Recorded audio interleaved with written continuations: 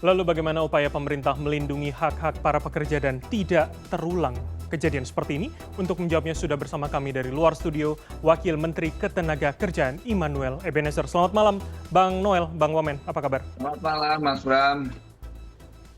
Baik, langsung saja kita semua sudah melihat Ya, video Anda kemarin ke Surabaya. Anda katanya tidak bisa masuk selama 5 menit, saat kemudian komunikasi juga ternyata pihak perusahaan mengatakan tidak menerima, lupa.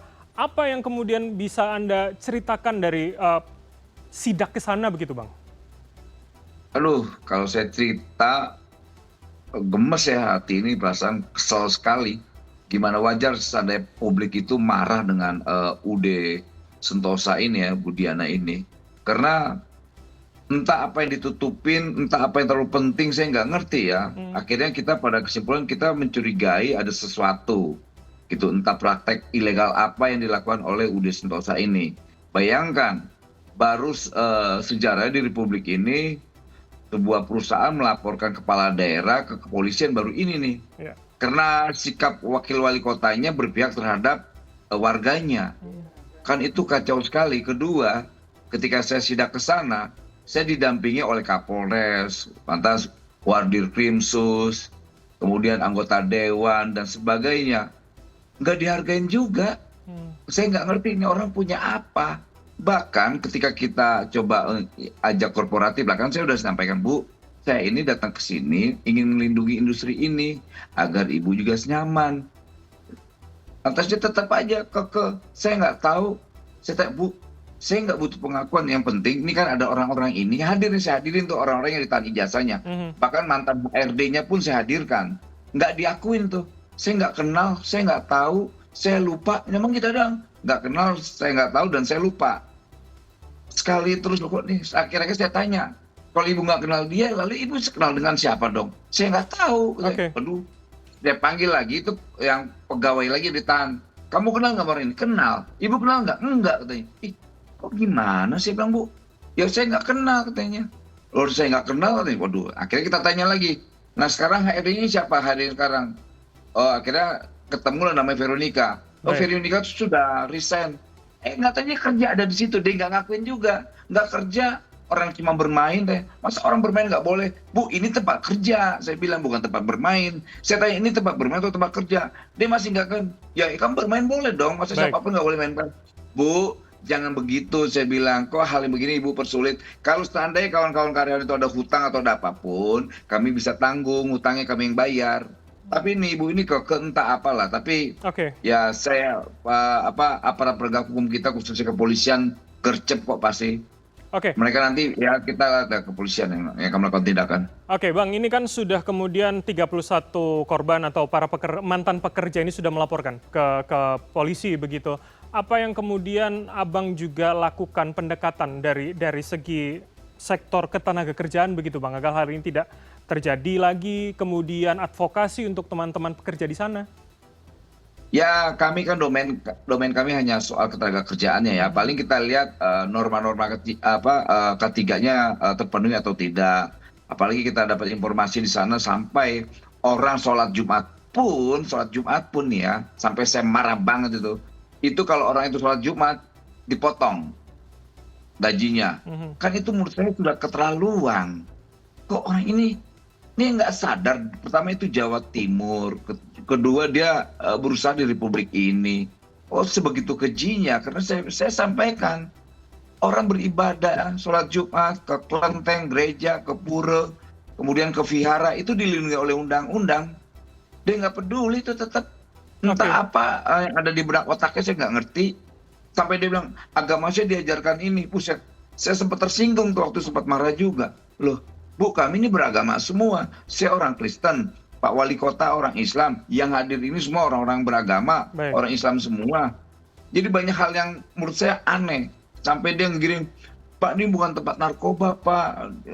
Kami pakai gitu-gitu loh. Oke. Kok Bang, narkoba. Tapi ngeri jawabannya menurut saya, orang ini ya ini ya praduga. orang ini kayak benar-benar pemain Oke. mafia kali ini orang ini. Baik, nah dengan kejadian seperti ini Anda mencium ada praduga jangan-jangan ada yang ditutupi. Langkah berikutnya seperti apa? Paling tidak mengamankan para tenaga kerja yang masih di sana begitu Bang. Apalagi kalau saya Ya. mencuplik statement dari Wali Kota Eri Cahyadi mengatakan ini melanggar Perda Provinsi nomor 8 2016 tentang larangan perusahaan menahan ijazah. Artinya secara perda sudah salah, adakah aturan serupa secara nasional yang juga bisa menjerat begitu Bang Noel? Nah, ternyata saya cek di Kemenaker itu tidak ada. Tapi syukur ada regulasi terkait Perda nomor 8 2016 itu bisa kena hukuman dia 6 bulan. Tapi saya rasa ini menjadi pelajaran juga di Kementerian Tenaga Kerja, harus ada regulasi terkait jaminan ketenagakerjaan terkait ijazahnya ya, jangan sampai industrial melakukan hal-hal yang seperti ini. Ini ternyata ini marak katanya. Saya coba live di sebuah platform digital, praktek ini banyak dilakukan oleh industrial. Oke. Dan ini kita harus cepat gercep membuat peraturan terkait pelarangan industrial melakukan penahanan terhadap ijazah seseorang. Karena itu kan milik pribadi, nggak boleh dong. Baik. Itu mereka sekolah bertahun-tahun kemudian itu ditahan. Lalu bagaimana kalau mereka nanti ngelamar kerja nggak ada, nggak boleh.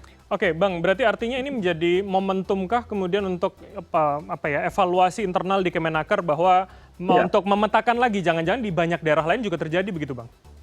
Dan itu benar, banyak laporan ke saya, banyak sekali. Di GNT Bekasi katanya nahan juga. Lantas PT di mana Batam juga melakukan. Lantas banyak sekali, banyak sekali. Dan saya udah catat ya, saya catat orangnya siapa, perusahaannya apa dan di mana. Gitu. Jadi ya kita akan usut nih hal kayak begini nih. Ini udah keterlaluan. Bang, Dan ini memang jadi momentum kita ya, pemerintah khususnya Kementerian Tenaga Kerja untuk membuat sebuah regulasi yang terkait industrial dan pekerja untuk tidak melakukan penahanan ijazah. Ini kan tidak bagus. Oke, Bang, adakah kemudian mungkin kira-kira koordinasi dengan kementerian lain atau lembaga lain kemudian untuk soal izin usaha? Ini kan banyak yang kemudian mendesak hal serupa untuk kemudian bisa memberikan kenyamanan hak-hak para pekerja begitu, Bang Noel?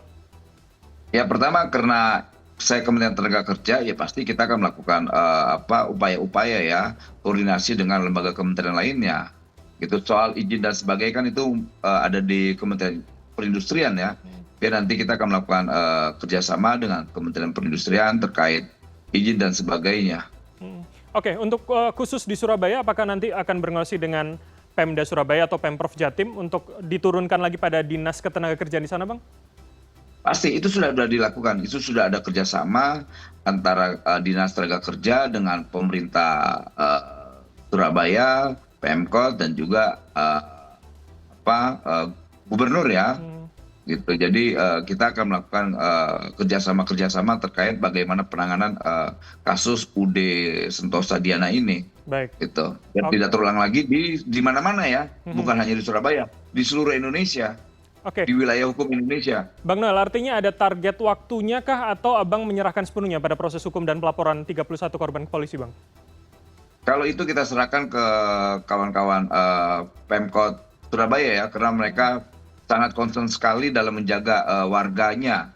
Jadi kita akan mensupport, gitu. Kita akan mendukung penuh upaya-upaya yang dilakukan oleh kawan-kawan pemerintah Kota Surabaya, khususnya Pak Wali Kota dan wawalinya yang cukup progresif ya dalam menyikapi kasus ini. Baik. Oke, kami tunggu Bang kabar baiknya. Semoga kalau memang ini berhasil yang baik, ini tentu menjadi angin segar untuk pekerja lain. Terima kasih atas waktu Anda, Bang Noel. Immanuel Ebenezer, Wakil Menteri Tenaga Kerja telah bergabung sama kami. Selamat malam. Sehat selalu, Bang.